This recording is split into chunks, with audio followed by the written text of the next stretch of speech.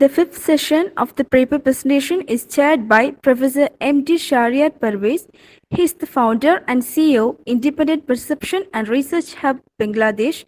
We are glad to have you here for this session, sir. Am I audible? Yes, sir. Okay.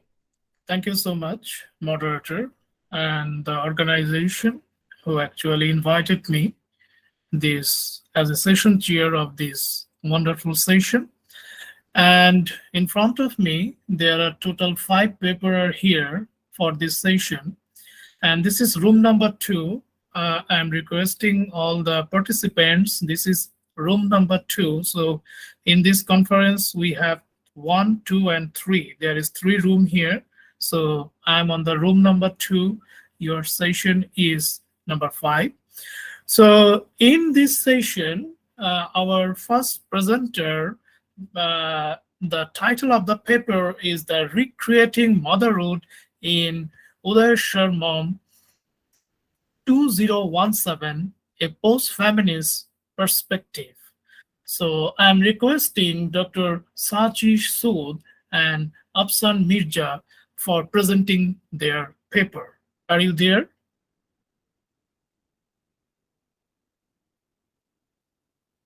I'm again requesting to the presenter. I'm again recalling the title, that Recreating Motherhood in Uday Sharma 2017, a post-feminist perspective. The presenter is Dr. Sachi Sood and Afsan Mirza. Okay, so let's move to our next presenter for this session. The paper title is Correlation Between Family Origin and Education in Root by Arnold Wesker. And the presenter is Mr. Tushar, Assistant Professor, SGT University, and MS Pergan Core. Are you there?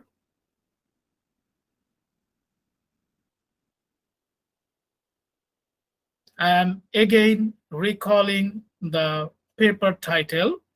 It is The Correlation Between Family Origin and Education in Root by Arnold Wesker. And the presenter name is Mr. Tushar, Assistant Professor, SGT University. Sir, are you there? Okay. So let's move to our next presenter. The paper title is Women as Other in Myth and Legends, a study on the myth of Avalon by Miron Jamil. And the presenter is Sini Miola, research scholar, and Dr. Suresh Fedrick. The presenter is here. Yes, sir. Okay. I'm very glad to see you. So Thank please, madam, the floor is yours. You can present it now within a 10 minutes of time. Yeah, sure, sir. Thank you. Yes, please. Good afternoon, dear chairperson, and good afternoon to everyone who are there in the session. Myself, Shiny Mayola, doing my full-time research in English in Bishop Weber College, Trichy, Tamil Nadu. So my paper is titled Women as Others in Myths and Legends, a study on Marriott Zimmer Bradley's The Myths of Avalon. So I would like to present my PPT. So I would like to share my PPT in the session. Yes, please.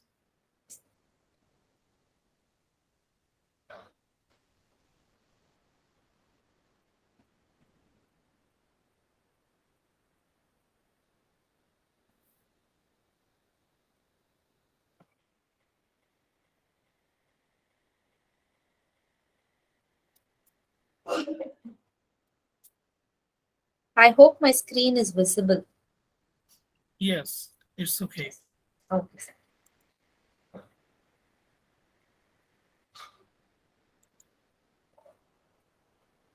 Women as other, women have been treated with less importance no matter how much the world changes.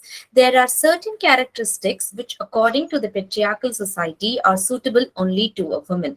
Women are often denoted with qualities such as adultery, hysteria, demonic, cunning, evil, arrogant, and even dramatic. Women are often called gossipers and secret leakers.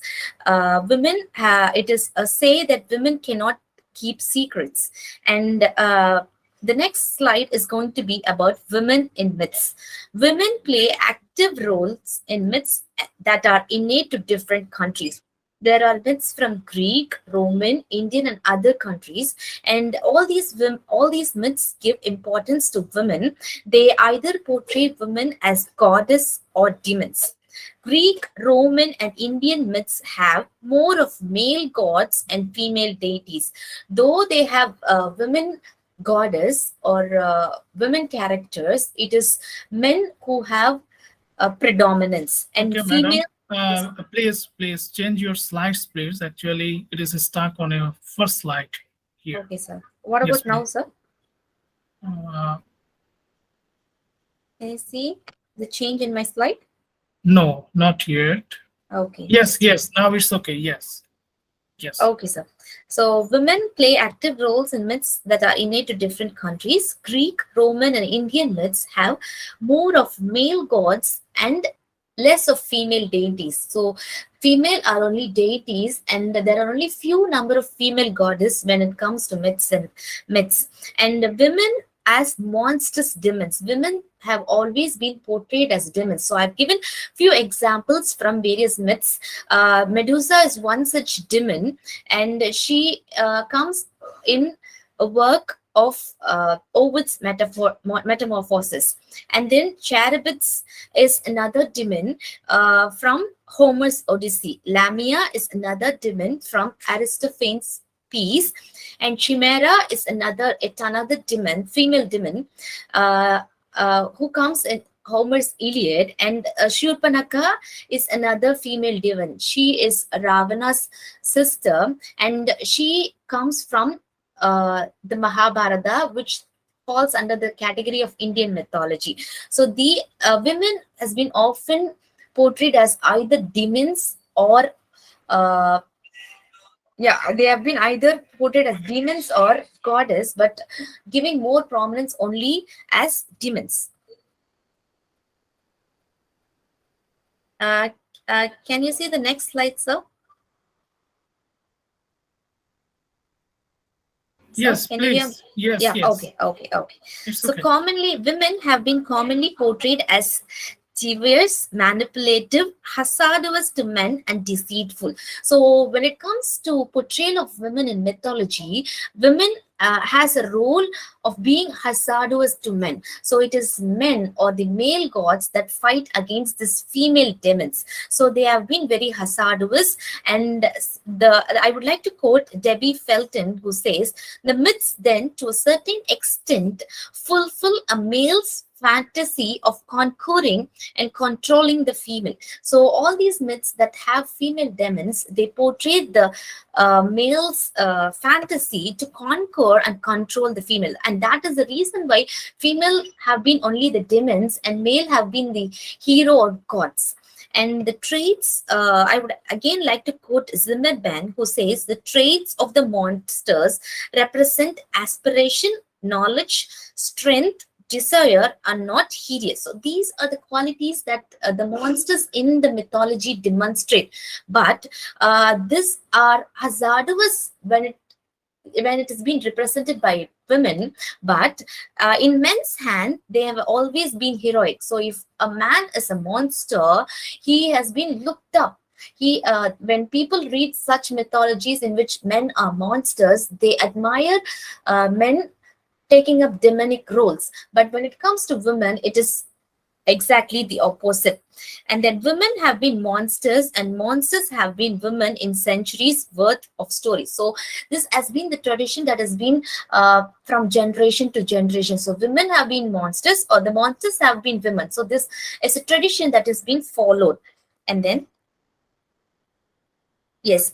So my next consideration is about women in Arthurian legends. I guess many of you would have been aware of who King Arthur was. King Arthur is actually a legendary Britain warrior who is supposed to be ruling Britain during the 5th and 6th century BC, and who was successful in leading the Britain army against the Saxons. The history of King Arthur is still a very big debate, and I would like to focus on the women that are being portrayed in Arthurian legends. So they have been the most textually harassed women are Morgane and Guinevere. Morgane is Arthur's half sister, and Guinevere is Arthur's wife. So, women in Arthurian legends are being portrayed as mothers, wives, daughters, maids, witches, and harlots. They do not have any active roles to play when it is considered in Arthurian legends. It is the King Arthur, who has been the legendary hero, the savior of Britain, the Messiah. People even call him as the Messiah. So he is the ultimate central figure in Arthurian legends, as it is titled as Arthurian legends. So he is the epitome of chivalry, valor, courage, bravery, whatnot. And what about the roles that these women play? The women have been only the puppets. They have been puppets playing their destined roles. Destined roles are being a mother, being a sister, being a wife, being a maid. Only such roles were given to women in Arthurian legends. And these legends focus, as I told you, focus only on the legendary attributes of not just King Arthur, but even his valorous knights. So all of them are male.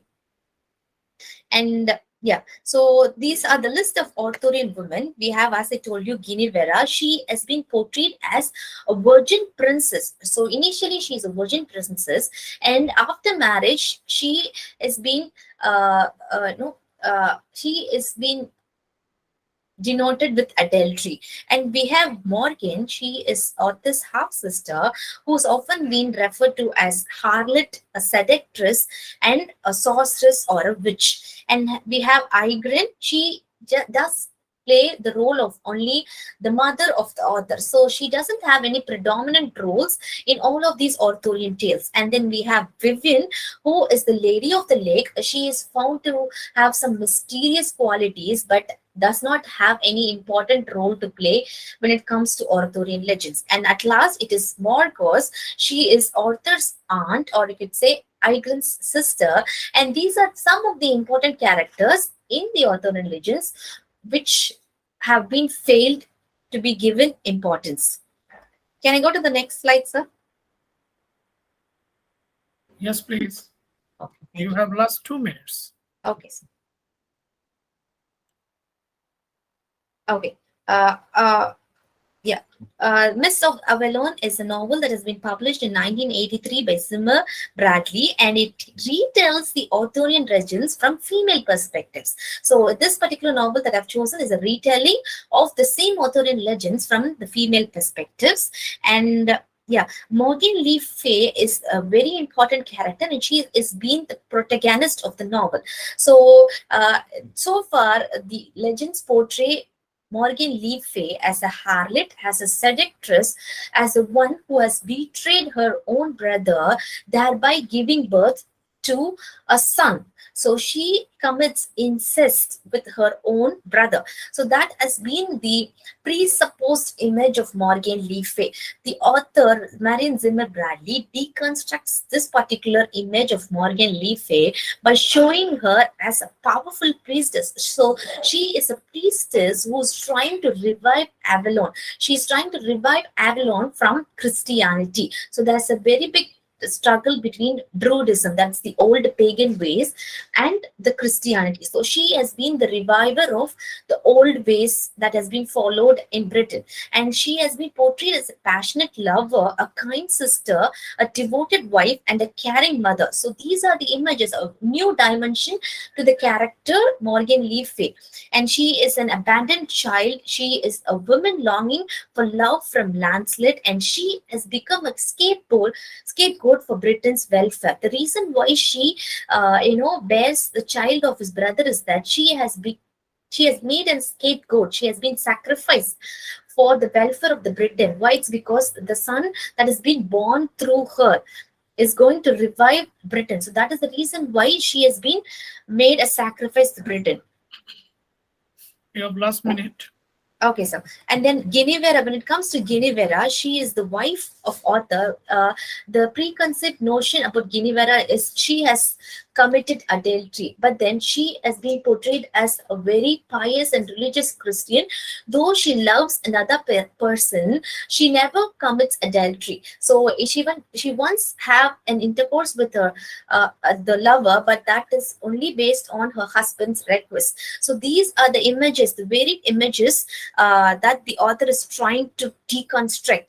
And I would like to quote Simon de Beauvoir's otherness. So she's saying he is the subject, he is the absolute, and she is the other. So when it comes to Arthur in Legends, King Arthur is the subject, he is the essential, and all the women have become other. So the author is trying to deconstruct and reconstruct this particular aspect. And see, many of the characters, they say they are denying that they are denying the suppression of male. And then for example, Guinevere is being very successful in manipulating her husband, trying to bring Christianity into Britain. So that much powerful is she as a woman. And so I would like to conclude. Just a minute. Can you see my slide, sir? Yeah. Yes. I would like to conclude. Representation of the world, like the world itself, is the work of men. They describe it from their point of view, which they confuse with absolute truth. So I would like to say that there is no absolute truth. There are only multiple truths, and truth has many sides. So what we think as true from one side would be a lie from another side. So the woman that has been portrayed in Arthur Legends, that may not be their true identity. There would be reasons why they have been so. For example, if Guinevere is adulteress, there would have been reason why she had committed adultery. So hearing it from their side is very important. And literature is one powerful weapon to represent women's experience. Only through the retellings, the image of Guinevere and Morgan has been able to deconstruct, and the readers can reconstruct them in a positive way. So literature is helping them to do so. So it is important that the center has to consider and be concerned about the other. Thank you. Thank you so much for your brilliant presentation. And you were selecting your paper actually construct a very important issues in these eras, in this patriarchal society, also in a gender, that woman has the different character and different characteristics in this era from her whole life. So I have only one question to you. What's the literature you follow when you actually prepared your paper? What's the other literature support? Have you any answer on that? Other literatures, see, for example, we have there's one particular text called Palace of Illusions by Chitra Banerjee. So that actually retells the story of the Mahabharata from Draupadi's point of view. So just like that, the novel that I have chosen is a retelling of Morgan. What is the story according to her point of view? What is her feelings? What are her emotions? So that is why that is a support from another literature. And there is another work titled Penelope. It is by Margaret Atwood. That is again a retelling of Penelope. So that is one example that I would like to quote. Okay. So there are many such versions that come up with female retellings. I hope in future you will work more on it, and you will do more work on this paper. Thank you so much. Thank you, sir. Let's welcome to our next presenter. The paper title is From Man Handling to Woman Handling of the Text, remapping women's relation to translation through the lens of gender. And the presenter is Dr. Jharna Rani, uh, Assistant Professor, PG Department of English, Odisha, India. Ma'am, are you there? Yes, sir. Thank you very much, sir. Am I audible? Yes, you are very clearly audible. So the floor is your place. Thank you very much, sir. Your time is 10 minutes from now. Right, so thank you very much, sir. Thank you to all the organizers for giving me this opportunity to speak about what I'm working on right now. So, as the title suggests, like it's divided into two parts. I'm going to talk about the historicity of translation with regard to gender and women's relation to translation. So that part I'll cover, and that part I'm going to discuss in manhandling of women's text and what happened with coming of feminist translation in the 1970s and afterward. So it's divided into two parts, therefore. So and then I'm going to give one example from India, and that's how we can understand what is women handling of the text. So while doing my research in the field of gender and gender in translation, what I've found is that the male identity of the translators intervenes in the translating process, making ideological shifting. For example, the omission of significant details at various levels of the text, and thus giving a distorted version of the text. And this has been proved supported by many of these researchers working in this field, and I'm going to quote some of them. Like, for instance, Valerie Henituk suggested that while translators by definition deal with a foreign text on levels of language, culture, and time, the male translator of a woman's text may well encounter a foreignness comprised of sexual difference that he ends up compounding. The language of the male translator is superimposed on the woman's narrative, creating inevitable gender bending distortions. Similarly, Vanessa Leonardi, who did her research on Virginia Woolf Orlando and the translation of it, she pointed out in her work, in her essay, Translators versus Translatresses Strategies, that she talked about the different approaches undertaken by both male and female translators, and suggested that the male translator reveals an essentialist posture when considering human subjects only in dualistic terms. So she's talking about it in terms of Virginia Woolf's Orlando, and which was translated by Rossetti, right? So when what Rossetti has done is he's only talking about the duality, man, woman, nature, and culture. So she suggested that Rossetti's translation choice misunderstands Woolf's literary proposal of creating a third gender, that is the androgynous, woo plus man, right? And concluded that translation strategies tend to reflect to a greater or lesser degree the translator's ideological positioning. Similarly, in another work, another translation done by Giovanni Ponteiro of Tess Hedrick and Clarice work, right, from Portuguese to English, what they have done is, these male translators, they have repeatedly closed off the women writers or women poets, what we call between the lines, in the process shutting down what Barbara Matthew has called the feminocentric concerns in her poems. Similarly, Laurie Chamberlain, in her essay Gender and the Metaphorics of Translation, discusses the power dynamic of the metaphorization of the original and the translation in traditional translation discourses. For example, she talked about original being masculine and feminine, and translation being feminine, as per the adage, translation, like woman, should be either beautiful or faithful. Suzanne de Lotbine-Howard holds the biased gender linguistic socialization of the male translator responsible for the gender-based ideological maneuvering done by male translators of women's work, in which women-centered meaning becomes a casualty of the translator's gender linguistic conditioning. Similarly, Von Flotter also has pointed out how women writers, when they are translated, all these smaller details, they are considered as negligible and are therefore carelessly omitted. Margaret A. Simon's work is also remarkable because she talked about the silencing of Simone de Weaver, Guess What Is Missing, where she talks about the manhandling of Simone de Weaver's work by Howard M. Parsley in English translation. She suggested that this cutting and editing is nothing but Parsleyism, who must have found women's history boring and therefore deleted one half and one chapter on women's history, one fourth of another fully, and eliminated the names of 78 women, right? Obscuring Weber's theory and making it look like only philosophy.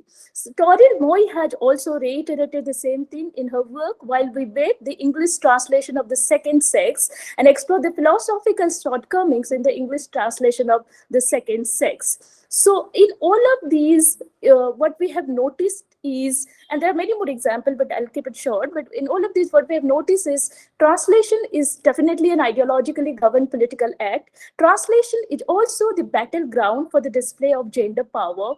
In translating women, no act of omission or deletion is an innocent act, but motivated one. The male identity of the translator invariably intervenes the translating process, thereby making the final product subversive to the voice of the female author. Language itself is phallocentric one and therefore can be used by the male translators as a tool to manipulate the narrative and identity of the author and characters. Now we will talk about the era of women handling of the text, which started with feminist translation movement, both in theory and practice. Feminist translation, which is an offshoot of feminist writing, and was conceptualized, theorized, practiced, and popularized by a group of feminist translators and academicians in Quebec, the French-dominated area in Canada in the 1970s and 80s, and continues today also. These Quebecois feminist translators, empowered with their then notion of deconstruction, different post-colonial formulation of these, I have traced all of these being the philosophical genesis of feminist translation. So formulation of supplementing and French feminist philosophy of écriture féminine launched specific interventionist translation practices with their agenda to problematize the hitherto neglected area of gender in and translation. Now, these translators see themselves more as a collaborative producer of the translated text than as a mere imitator reproducing the sense of the original text in the target language. They aim to provide a critique of manhandling of women texts in translation, thus recovering the lost woman author in translation. They make the translation gender by making the body of the woman visible. They challenge the traditional notion of fidelity towards the original in translation, and they make the invisible translator visible through various interventionist strategies like supplementing, prefacing, footnoting, hijacking, and wordplay, thus democratizing the literary canon to incorporate the name of the invisible translators. Now, and therefore, what appears when we look at the works of these feminist translators is that the feminist translators are the translators. They can be seen as translators, as writers of wrongdoing, translators as rereaders and rewriters, translators as transgressor, translators as political agent, and all of these have been theorized by many of these Canadian feminist translators. One of the very first feminist translators from Quebec is Barbara Goddard, who launched this experimental interventionist translation practice in her translation of Nicole Voss's The Sea, Our Mother and Picture Theory. There she talked about or she argued that the feminist translation is women writing their way into subjectivity through a poetics of identity, which might be called transformance. So she talked about transformance, for instance, right? And this is possible, according to her, when the feminist translator discards her self-effacing identity and instead women handle the text by being the active participant in the creation of meaning and make herself visible inside the text by immodestly flaunting her signature in italics, in footnotes, even in preface. Next is Louise Floto. She borrows her theory from feminine concept, right? And sought out to make the translation of women's writing visibly feminist through practices like translating women's body, for example. And she talked about bilingualism while to go for bilingualism while translating, and she tried to theorize these feminist translation practices in terms of supplementing, prefacing, footnoting, and hijacking in order to make explicit what is implicit in the feminist text. Her aim is to propose a poetics of visibility and aesthetic of female subjectivity for female translators seeking new direction and perspective to engage with feminist writing. Further, she advocated for the transnational feminism. So how much time do I have now? Last 2 minutes. Last 2 minutes. I'll just conclude. Similarly, Jo Santabella is another feminist translatress who advocates for rereading the traditional misogynist metaphors of translation. And she talks about this feminist translation theory in practice as an act of empowerment because it generates positive rewriting of women's attitude, bodies, and text, as feminists can replace the phallogocentric metaphor and myth as used by George Steiner after Babel, where he used Babel metaphor and replaced it with Pandora box, because Pandora represents the plurality of the concept of women and seriality of translation. So therefore, what we learn from feminist translation, the genealogy of women translators and all, is that throughout history, women translators have shown that we can tentatively call a female feminine solidarity, that a far more number of these women translators can be considered unambiguously proto-feminist translators. That translation has been in the hand of women a tool of creative writing, a subversive substitute for channeling women's creativity and women's desire for self-expression. We also have Sherry Simon and Susan Bassnett, who proposed about orgasmic theory of translation. So I'm going to just skip it. But what Levine has suggested is very, very interesting, which is translation from within feminist discourse is production, not reproduction, and nothing is sacred within that symbiotic, if not parasitic, relationship between translation and original composition. So I'll just quickly end with one example from India. We all know about Gayatri Chakrabarti Spivaks, and she has authored this work called The Politics of Translation, which is equally formative for the discourse of feminism, translation, and culture. In the tradition of transnational feminists, she advocates for the intimate comprehension of the gendered subaltern of the marginalized culture, and not to exoticize and idealize those culture. Regarding the politics of translation, she says the task of the translator is to facilitate this love between the original and its shadow, a love that permits trying, holding the agency of the translator, and demands of our imagined or actual audience at bay. Spivak is an interventionist, deconstructive, post-colonial feminist translator, both in theory and practice, and this positionality of Spivak can be easily located in her translation of Mahasweta Devi's Imaginary Map. Imaginary Map is a meta text, a compound of the English translation of Bengali stories. Yes, sir. Just last line. I'll just say the last line. Bengali stories, a lengthy preface by Spivak, an interview of Mahasweta Devi herself. The result being both Spivak and Devi are the co-producer of the translated text. Spivak's diatribe and how she has achieved through her diatribe of the first world feminist approach in apprehending the third world subject. In her translator's note, her deliberate use of foreignizing technique, abrupt syntax, retention of tribal dialects, her discourse on empire, culture, and identity, her tirade of the decolonized nation state. In all, what we have found in her translation of Mahasweta Devi's work is she is a collaborator who is writing along with Mahasweta Devi in her translation. So what we see in feminist translation, therefore, is what relationship women forge with translation through the lens of gender. If we look at feminist translation, is that feminist translation can be seen as a metaphor for hope, agency, and identity and visibility for women translators. Thank you so much, sir. Thank you.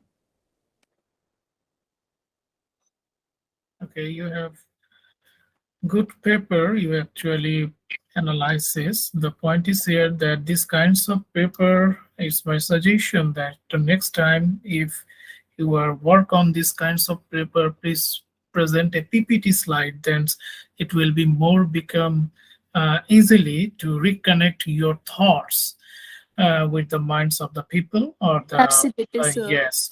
So I think I have one question that in the translation, and you already uh, just presented so many uh, literature reference, and also said yes, these kinds of gender biasness or the women's, this author translate the woman in this way. So what's your main literature? What are the main literature basically behind in this paper? What the main literature you are actually reviewed before you preparing this paper? Can you just share with us?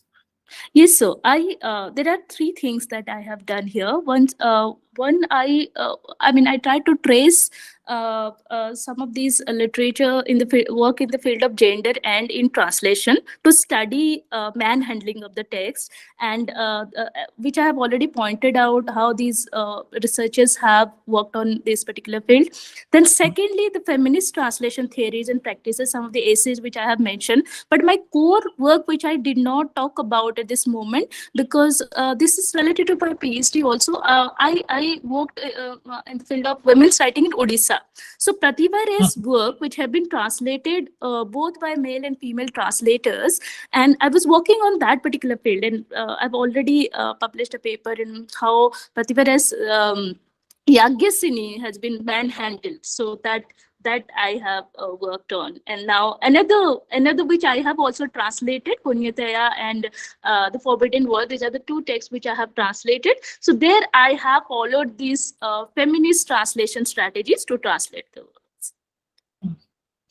Thank you so much for your nice presentation. Let's move to our next paper.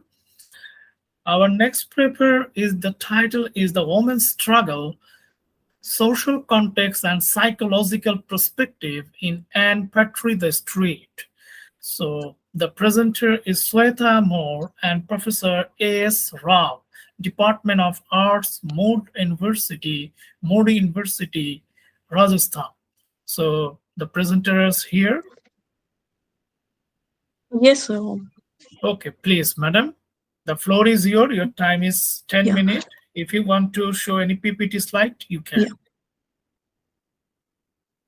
Yeah, thank you so much, sir, for the opportunity. The title of my paper is Women's Struggle, Social Context, and Psychological Perspective in an Anne Patrice The Street. I won't take much time. I will just tell the gist of my paper. The analysis of Anne Patrice's novel, The Street, is the focus of this paper. It looks into the fight of African American women, socioeconomic realities, Harlem, women's defeat, African American culture, and the triple oppression. It inquires into sexual orientation, segregation, personality, and situation of women in the public, the situation of African Americans, and self awareness or self arousal during the colonial process. African American culture brought to America by slaves. Actually, African Americans are abused and suffocated in a variety of ways. This article investigates how the protagonists of this novel rationalize their struggles, concealment, and suppression as a result of the horrific conditions in which Africans live. This is an attempt to investigate the mission for the characters like Ludi Johnson from numerous perspectives. The protagonist's involvement in picking up regular womanhood contains a number of murky nuances. These stories focus on the black female struggle from a feminist standpoint. The study also examined African American feminism, racial discrimination against black, gender inequality, sexism, and supremacy as represented by white people as well as members of their own community. It also investigates the suppressed lives of Black women in society in various dimensions. The purpose of this paper is to break down Africans' miseries and their tortured lives. Furthermore, the study explains how the protagonists perceive their obstacles, how their lives ended up outside in the general public, and their separation from self acknowledgement in the public sphere. In this paper, I will aim to highlight several aspects of the novel The Street, including the triple operation, Harlem, gender inequality, and the psychological perspective. The main character in this book had been put through numerous ordeals at the hands of the American people. The societal and gender inequalities, as well as the fight and eventual defeat of women, are explained in this article using examples from Anne Petre's novel. The novel's The Street investigates the distinctive part that African American women have played in retaining their status in the face of classism, racism, and sexism. Through the course of the novel, Anne Petre had investigated the black woman's role as a central figure in both the household and the community. The author, Petre, focuses on various contemporary societal concerns such as the struggle of women, single parenthood, and the politics of sex in this work. The racial, gender, social class, and psychological issues that existed at the time contributed to the failure of Ludi Johnson's goal. With general, many people from Africa migrate to the United States in the hope of securing a better future for themselves. But upon arrival, they are met with a myriad of challenges. It was a tale about the struggles of a single black lady for her children's promising future. The struggle of women, societal reality, gender inequities, triple operation, and the psychological approach of the protagonist, Luty Johnson, was discussed in depth throughout this paper, which comes to a conclusion on those topics. The women in this story had a difficult life because of the patriarchal and polygamous society in which they lived.